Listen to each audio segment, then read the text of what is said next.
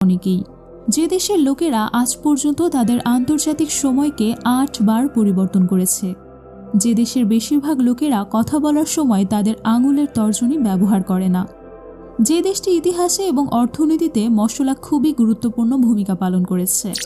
ইতিহাস থেকে দেখা যায় এই দেশটি মশলা বাণিজ্যের একটি প্রধান কেন্দ্র ছিল।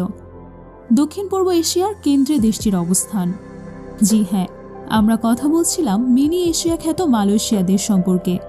আজ আপনাদের জানাবো মালয়েশিয়া দেশের বৃত্তান্ত।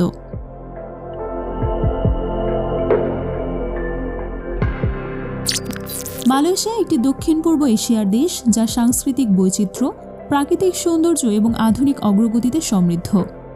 এশিয়ার মোড়ে অবস্থিত এই অনন্য দেশটি মালয়, চীনা, ভারতীয় এবং আদিবাসী সংস্কৃতির একটি মিশেলে তৈরি, যা এটিকে বিশ্বের সবচেয়ে আকর্ষণীয় গন্তব্যে পরিণত করেছে।